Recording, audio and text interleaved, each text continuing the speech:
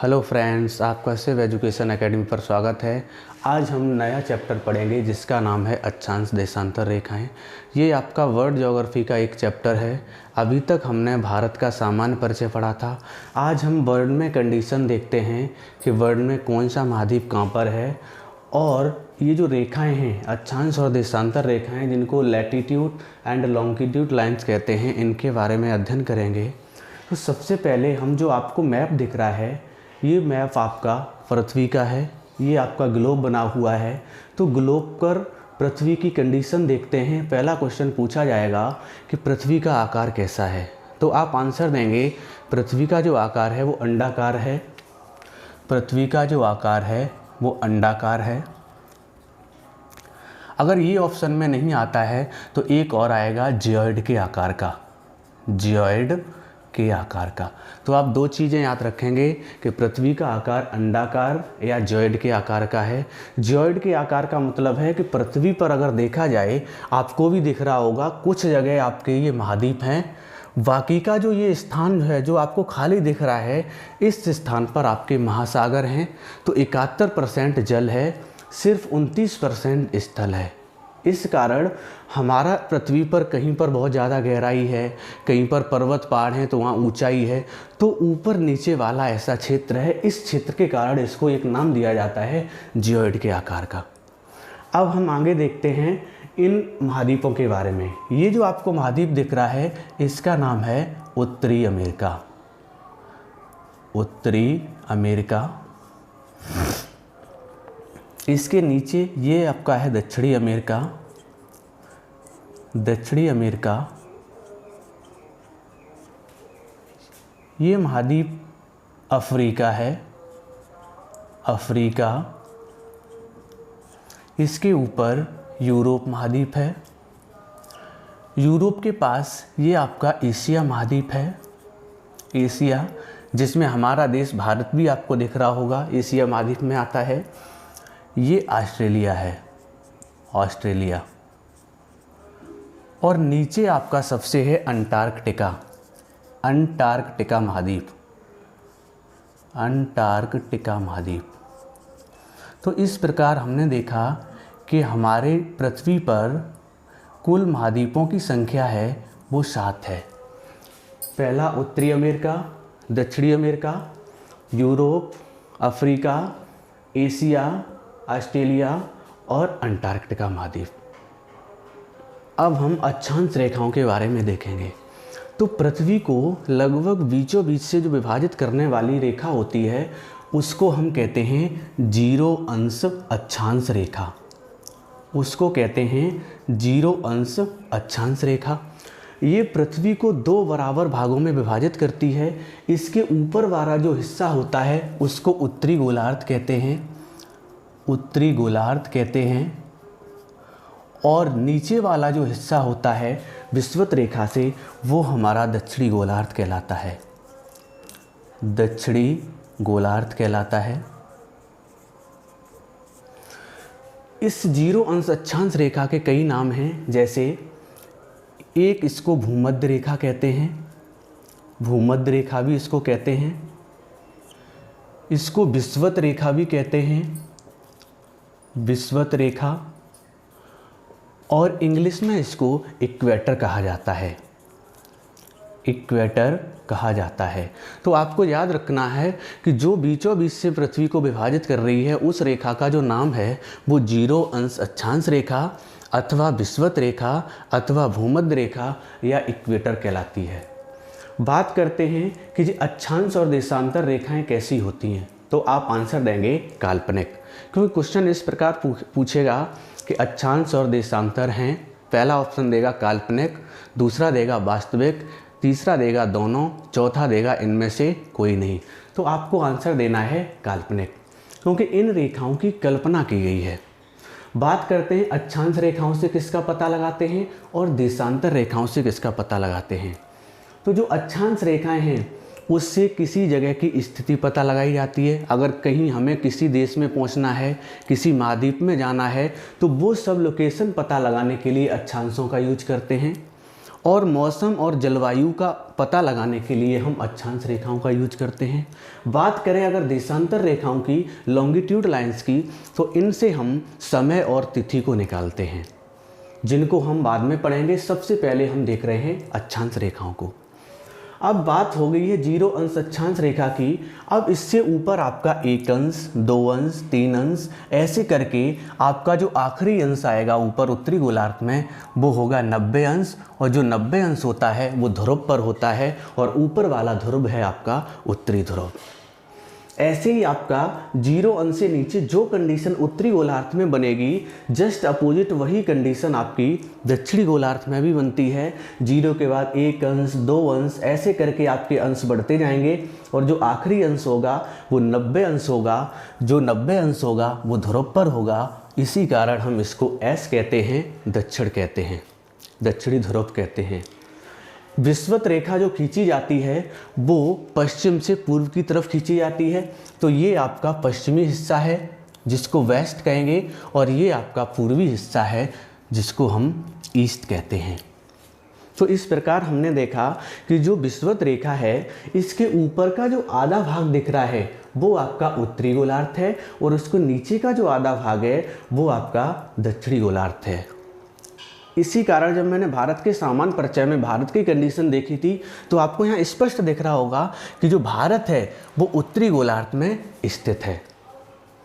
अब आगे चलते हैं, हम कुछ इम्पोर्टेंट रेखाओं के बारे में पढ़ते हैं। उनको पढ़ने से पहले ये देखते हैं कि कुल अक्षांश रेखाओं की संख्या कितनी होती है।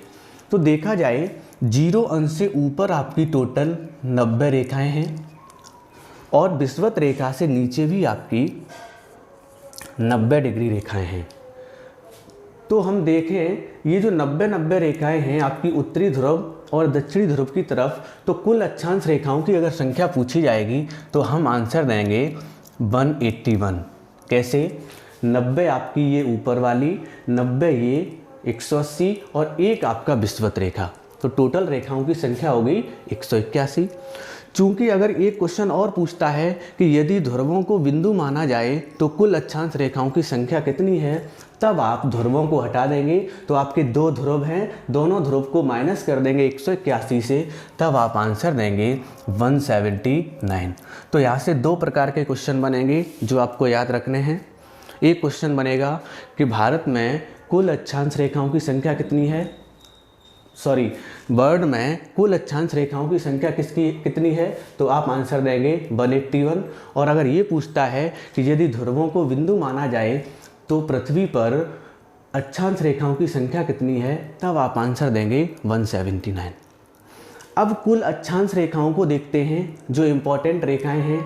जैसे विषुवत रेखा से ऊपर उत्तरी गोलार्ध में 2 रेखाएं इम्पोर्टेंट हैं, 23/1/2 n, और एक आपकी ये जो रेखा दिख रही है जिसका नाम है 66/1/2 अंश n।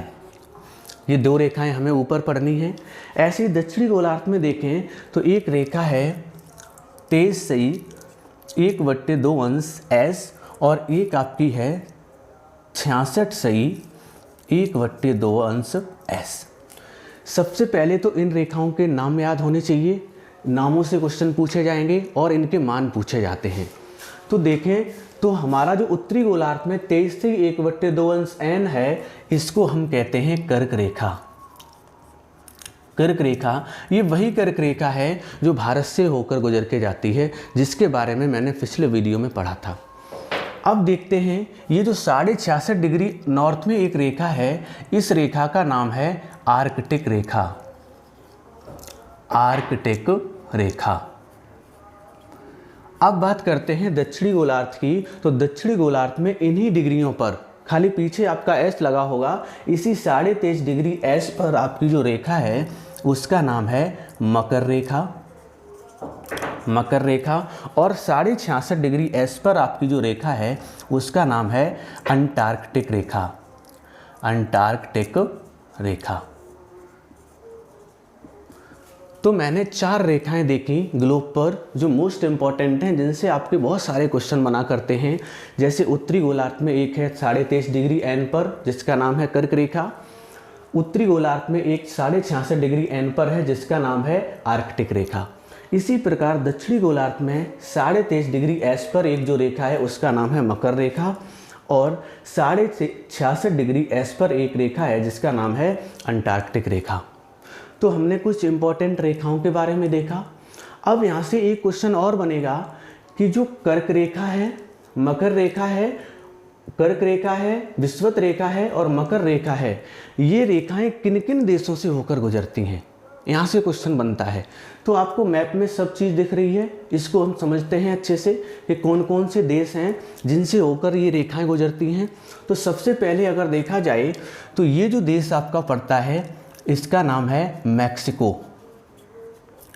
मैक्सिको, तो कर्क रेखा मैक्सिको से गुजरती है, मैक्सिको। और ये जो आपका पड़ता है देश जिसका नाम है अल्जीरिया। अल्जीरिया, इधर आपका इसको जानते हैं आप भारत। भारत, ये आपका बांग्लादेश। बांग्लादेश, ये देश आपका है म्यांमार। म्यांमार, और यहीं पर आपका ये है चीन। चीन। तो हमने कुछ देश देखे जिनसे होकर कर्क रेखा गुजरती है। एक बार हम इनको अच्छे से रिकॉल करेंगे, जैसे Mexico, Algeria, Bharat, Bangladesh, Myanmar, चीन। अब हम यहाँ पर देखेंगे कि ये मैक्सिको किस महाद्वीप में है। तो मैक्सिको आपको देख रहा होगा उत्तरी अमेरिका में है, अल्जीरिया आपका अफ्रीका में है, और ये जो देश दिख रहे हैं भारत, बांग्लादेश, म्यांमार, चीन, ये आपके एशिया के देश हैं। आपको भारत से पड़ोसी देश भी याद रखने हैं, क्योंकि कभी कभार क्वेश्चन पूछता है कि निम्नलिखित में से किस देश से होकर कर्क रेखा नहीं गुजरती। उस ऑप्शन में आपका या तो पाकिस्तान डला होगा, या इधर नेपाल डला होगा, या भूटान डला होगा। इन देशों से होकर कर्क रेखा नहीं गुजरती। अब देखते हैं कि विषुवत रेखा किन किन देशों से होकर गुजरती है। तो यहाँ अगर देखा जाए तो ये जो देश पड़ता है इसका नाम है कोलंबिया। कोलंबिया, ये आपका देश है जिसका नाम है ब्राज़ील। ब्राज़ील। आगे देखें तो ये आपका पड़ोसी देश है जिसका नाम था मालदीव। आप पढ़े होंगे इसको, मालदीव। और ये जो देश है जिसका नाम है इंडोनेशिया। इंडोनेशिया, जिसको सुमात्रा भी कहा जाता पूर्व में। तो हमने देखा कि जो विषुवत रेखा है वो किन देशों से होकर गुजर रही है। तो एक आपका है कोलंबिया जो दक्षिणी अमेरिका में पड़ रहा है। एक आपका है ब्राज़ील, ये भी दक्षिणी अमेरिका में पड़ रहा है। एक है आपका मालदीव और एक है आपका इंडोनेशिया। ये आपके द्वीप हैं दोनों, मालदीव भी और इंडोनेशिया भी, जो एशिया में आते हैं। अब आगे देखते हैं क्या है। अब हम मकर रेखा के बारे में देखते हैं कि मकर रेखा किन किन देशों से होकर गुजरती है। जैसे ये जो आपको देश दिख रहा है जिसका नाम है चिली। चिली, ये है अर्जेंटीना। अर्जेंटीना, और ये है आपका ब्राज़ील। ब्राज़ील।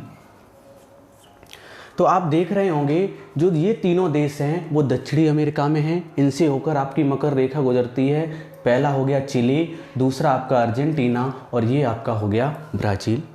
अब आगे चलते हैं। अफ्रीका महाद्वीप में कुछ देश पड़ते हैं, जैसे जो ये देश आपको दिख रहा है जिसका नाम है नामीबिया। नामीबिया, ये आपका दक्षिण अफ्रीका है। दक्षिण अफ्रीका। और ये वाला जो देश है ये आपका मेडागास्कर है। मेडागास्कर। तो हमने देखा कि 3 देश दक्षिण अमेरिका के थे, अब 3 ही देश अफ्रीका महाद्वीप से हैं, नामीबिया, दक्षिण अफ्रीका और मेडागास्कर। अब देखते हैं एक और महाद्वीप है जिससे होकर मकर रेखा गुजरती है जिसका नाम है ऑस्ट्रेलिया। तो एक बार हम पुनः रिकॉल करते हैं कि मकर रेखा किन किन देशों से होकर गुजरती है। तो पहला है चिली, अर्जेंटीना, ब्राज़ील, नामीबिया, दक्षिण अफ्रीका, मेडागास्कर, और ऑस्ट्रेलिया। इन तीनों की लोकेशन आपको सामने दिख रही है कि दक्षिण अमेरिका में ये चिली, अर्जेंटीना और ब्राज़ील आते हैं, और आपके अफ्रीका महाद्वीप में नामीबिया, दक्षिण अफ्रीका, मेडागास्कर आता है, और ऑस्ट्रेलिया आपका अलग महाद्वीप है।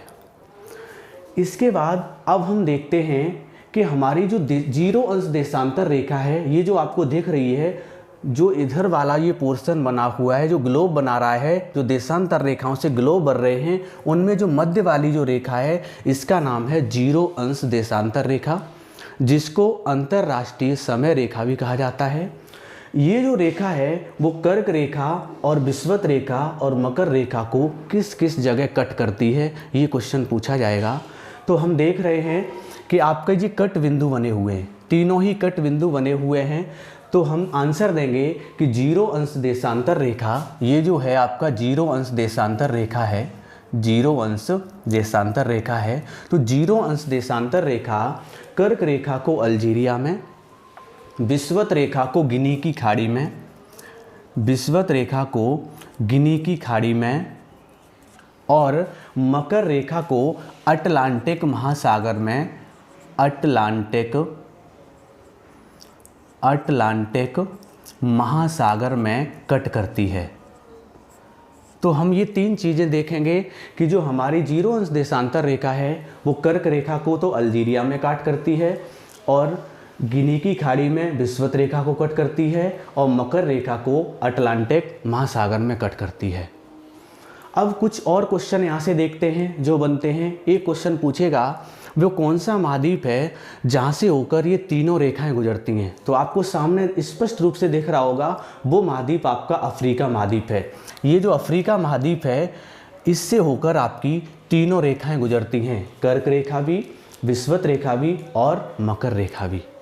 एक क्वेश्चन और पूछता है ऐसा वो कौन सा देश है जहाँ से होकर 2 रेखाएं गुजरती हैं। तो वो देश भी दिख रहा है जिसका नाम है ब्राज़ील। ये जो ब्राज़ील है यहाँ से लेकर यहाँ तक फैला हुआ है, और इस ब्राज़ील से होकर दोनों रेखाएं गुजरती हैं, एक विषुवत रेखा और एक मकर रेखा। एक क्वेश्चन और यहाँ से पूछता है कि वो कौन सा महाद्वीप है जहाँ से होकर 2 रेखाएं गुजरती हैं। तो आपका जो वो महाद्वीप है उसका नाम है दक्षिणी अमेरिका। आपको देख रहा होगा कि दक्षिणी अमेरिका महाद्वीप से 2 रेखाएं गुजर रही हैं, एक आपकी विषुवत रेखा और एक आपकी मकर रेखा। तो हमने कुछ कर्क रेखा, विषुवत रेखा और मकर रेखा से जाने वाले देशों की कंडीशन और यहाँ पर जितना भी जो बढ़ रहा था वो हमने पढ़ा। अब हम थोड़ा और आगे देखते हैं, जैसे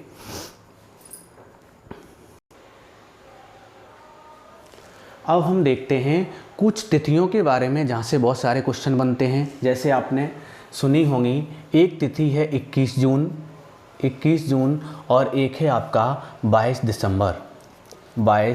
दिसंबर।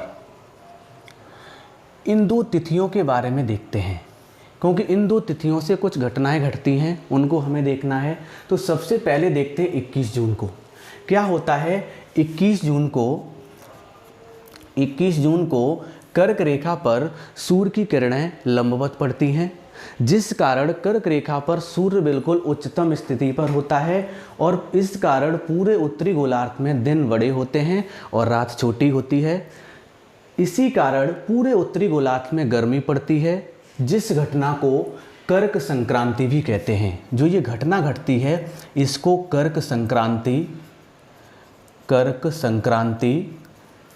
या इसको ग्रीष्म अयनांत भी कहते हैं, ग्रीष्म अयनांत। तो कोई भी आपसे पूछता है कि ग्रीष्म अयनांत या कर्क संक्रांति की घटना किस तिथि को घटती है, तो आप आंसर देंगे 21 जून।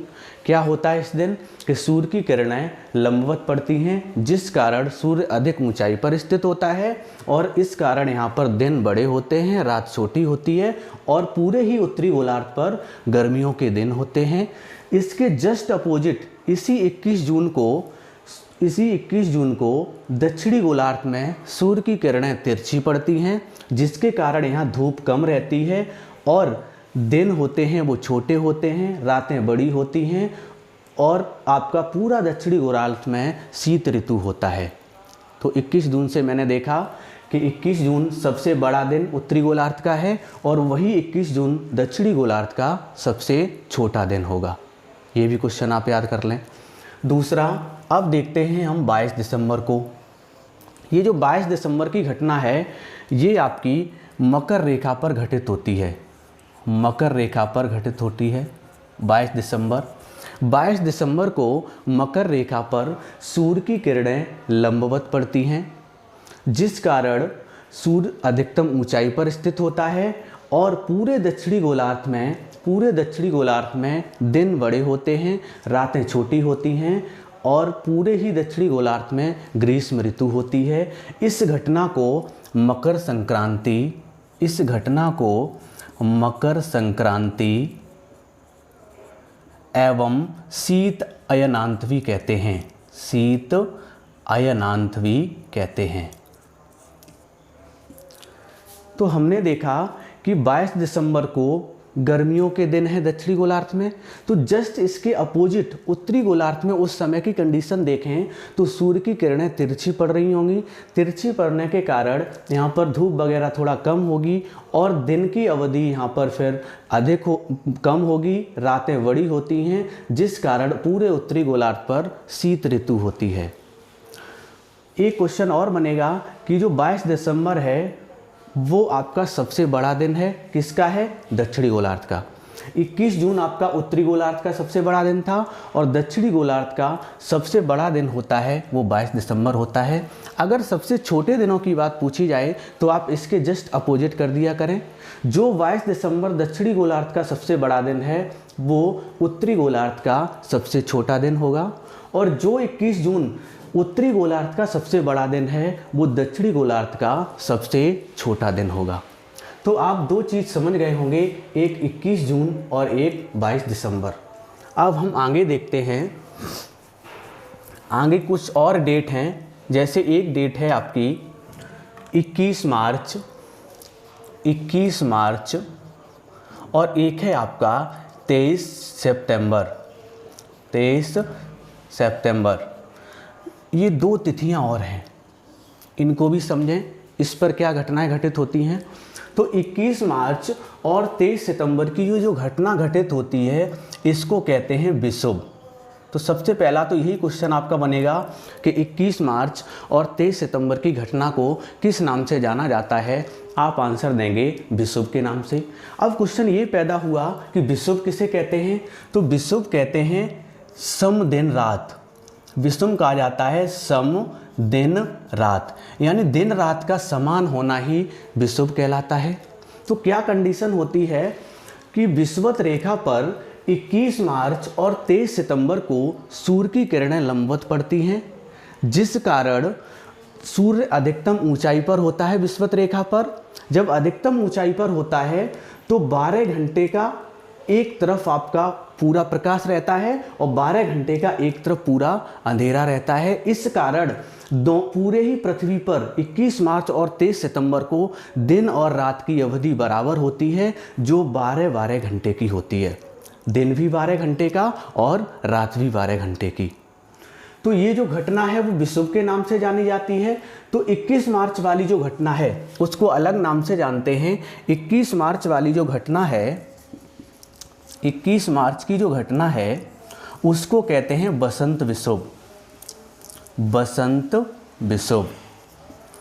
और 23 सितंबर वाली जो घटना है, 23 सितंबर वाली जो घटना है उस घटना को जाना जाता है शरद विषुव के नाम से, शरद विषुव। तो एक बार 21 मार्च और 23 सितंबर को हम फिर से देखते हैं कि जो 21 मार्च और 23 सितंबर की घटनाएं हैं इनको हम विषुव के नाम से जानते हैं। विषुव का मतलब होता है सम दिन रात, अर्थात दिन रात का समान होना। जो 21 और 23 मार्च को है भूमध्य रेखा पर सूर्य की किरणें लंबवत चमकती हैं, जिस कारण पूरे पृथ्वी पर देखा जाए तो एक तरफ जब आपका विषुवत रेखा पर लंबवत पड़ेंगी तो एक तरफ तो 12 घंटे आपकी धूप रहेगी और एक तरफ 12 घंटे आपकी रात रहेगी। इस कारण पूरे पृथ्वी पर एक कंडीशन बनती है कि दिन और रात की अवधि समान हो जाती है। बात करें अगर ध्रुवों की तो ध्रुवों पर भी 21 और 23 मार्च को दिन और रात बराबर होते हैं।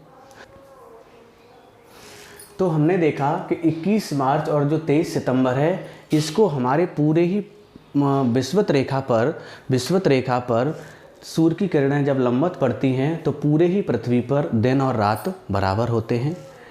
इसमें आपके ध्रुव भी आ जाते हैं। ध्रुव पर भी इन तिथियों को 21 मार्च और 23 सितंबर को दिन और रात की अवधि बराबर होती है। तो मैंने 4 डेटें पढ़ी, 21 जून, 22 दिसंबर, 21 मार्च, 23 सितंबर। अब हम देखते हैं विषुवत रेखा की कंडीशन और ध्रुवों की कंडीशन क्या है। तो सबसे पहले अगर विषुवत रेखा की कंडीशन देखी जाए या भूमध्य रेखा की बात की जाए तो यहाँ पर पूरे वर्ष ही सूर्य की किरणें लंबवत रहती हैं, जिस कारण 12 घंटे का दिन और 12 घंटे की रात हमेशा ही विषुवत रेखा पर रहती है या विषुवत रेखा के थोड़ा आसपास के क्षेत्रों में रहती है। तो हम कह सकते हैं, अगर क्वेश्चन पूछा जाए कि पृथ्वी पर वो कौन सी जगह है जहाँ पर दिन और रात हमेशा बराबर होते हैं, आप आंसर देंगे भूमध्य रेखा। अब थोड़ा आगे चलते हैं, बात करते हैं ध्रुवों की। ध्रुवों की कंडीशन समझें कि ध्रुवों की जो कंडीशन है वो इस पर ही आधारित है, 21 मार्च और 23 सितंबर।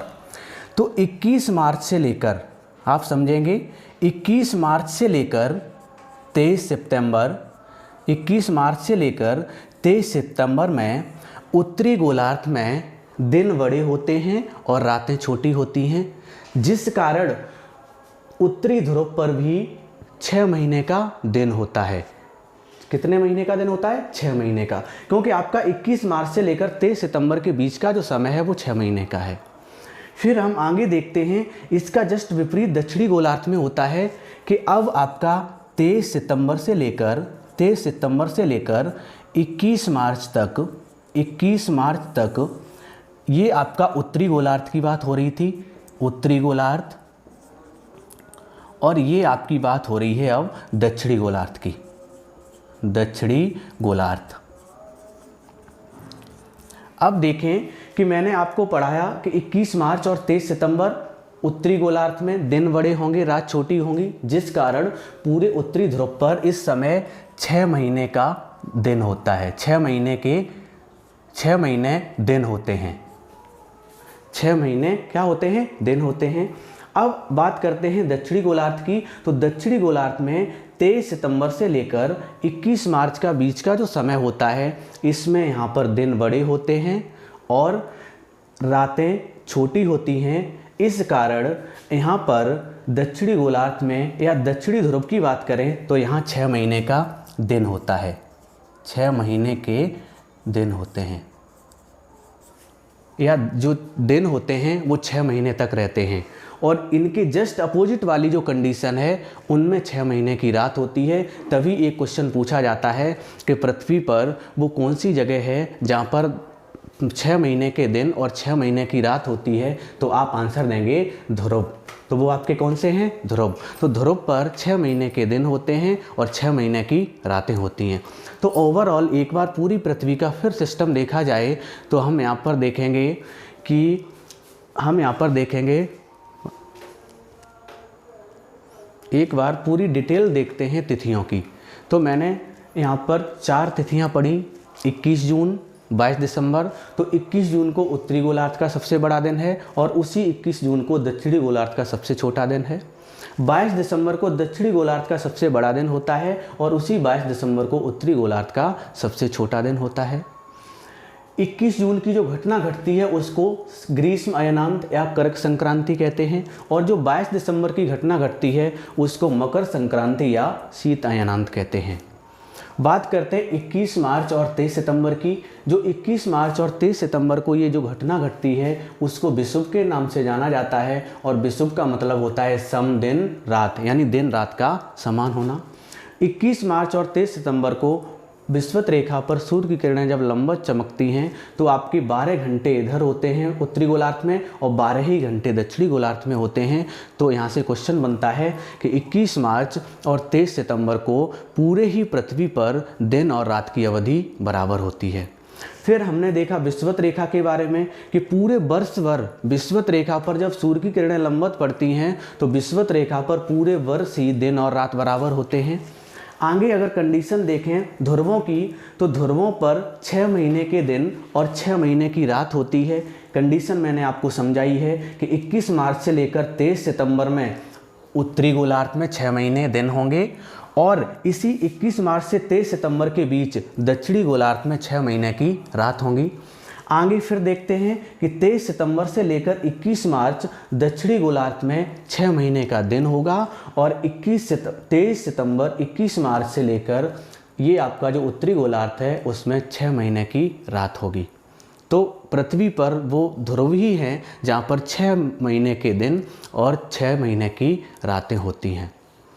अब आगे और देखते हैं कुछ चीज़ जो आपका बचा हुआ है। जैसे एक क्वेश्चन पूछेगा कि जो प्रत्येक अक्षांश रेखा है उसके मध्य दूरी कितनी होती है। तो सबसे पहले तो मुझे ये पता होने चाहिए कि जो अक्षांश रेखाएं हैं वो एक दूसरे के समानांतर हैं, एक दूसरे के समानांतर हैं। ये लंबवत बिल्कुल नहीं है। क्वेश्चन पूछेगा आपसे कि अक्षांश रेखाएं हैं, एक ऑप्शन में देगा समानांतर, दूसरे में देगा लंबवत, तीसरे में देगा दोनों, चौथे में देगा इनमें से कोई नहीं। तो आपको आंसर देना है समानांतर। और जो रेखाएं समानांतर होती हैं उनके बीच का डिस्टेंस भी हर जगह बराबर होता है। और वही डिस्टेंस अगर पूछा जाए कि पृथ्वी पर जो अक्षांश हैं उनके बीच का डिस्टेंस कितना है, तब आप उसको आंसर देंगे 111 किलोमीटर, 111 किलोमीटर। और जो प्रत्येक अक्षांश है उसको कटिबंध में बांटा गया है। कटिबंध को इंग्लिश में कहते हैं जोन। आपकी जोन बने हुए हैं ग्लोब पर, तो हर जोन के बीच का जो डिस्टेंस होता है वो आपका 111 किलोमीटर का होता है।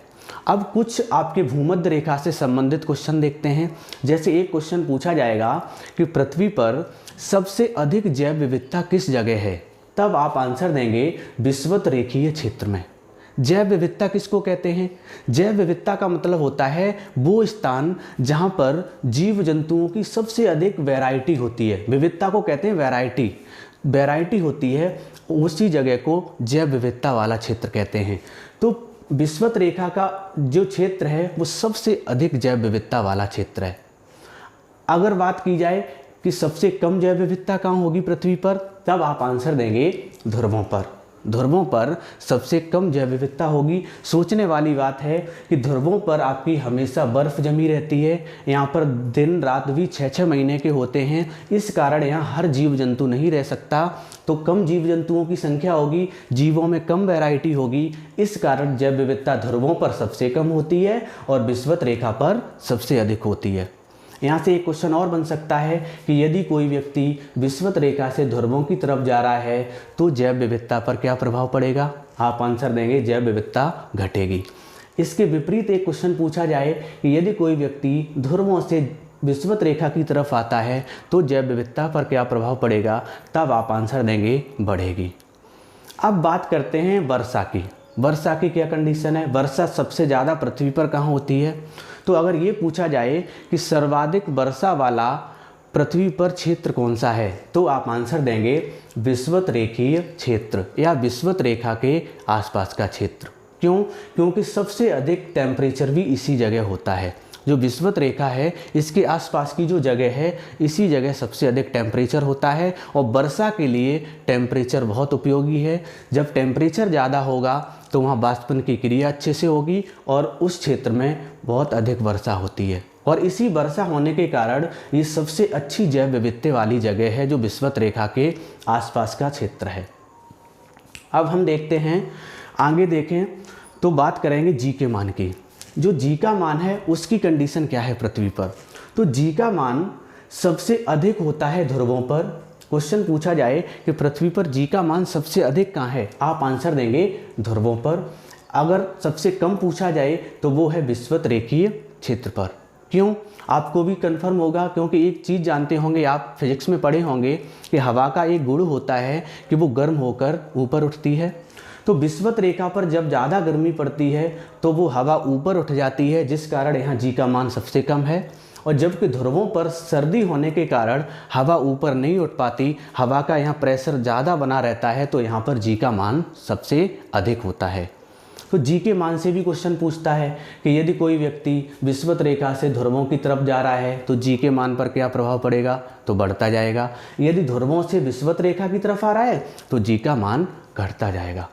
तो यहाँ से हमने 4 प्रकार के क्वेश्चन देखे कि सबसे अधिक जैव विविधता विषुवत रेखा पर, सबसे कम जैव विविधता ध्रुवों पर, सबसे अधिक जी का मान ध्रुवों पर और सबसे कम जी का मान विषुवत रेखा पर, सबसे अधिक वर्षा वाली जगह विषुवत रेखीय क्षेत्र के आसपास और सबसे कम वर्षा की जो जगह हो वो ध्रुवों पर होगी, सबसे अधिक टेम्परेचर वाली जगह विषुवत रेखा के आसपास का क्षेत्र और सबसे कम टेम्परेचर वाली जगह ध्रुवों पर होगी। तो ये क्वेश्चन आपके बिल्कुल रटने वाले नहीं हैं, इनको एक बार समझ के देखेंगे तो बिल्कुल भी कोई क्वेश्चन आपका यहाँ से गलत नहीं होगा। तो आज हमने मुख्य रूप से देशांतर रेखाओं के बारे में पढ़ा। इसका जो अगला वीडियो होगा उसमें हम देशांतर रेखाओं के बारे में पढ़ेंगे। और अगर ये वीडियो आपको पसंद आया हो तो आप इस वीडियो को लाइक, शेयर और सब्सक्राइब अवश्य करें। सब्सक्राइब करने के बाद बेल आइकन को ज़रूर दबाएं, जिससे नया जो वीडियो आए उसका नोटिफिकेशन आप तक जल्दी से जल्दी पहुंच सके। धन्यवाद।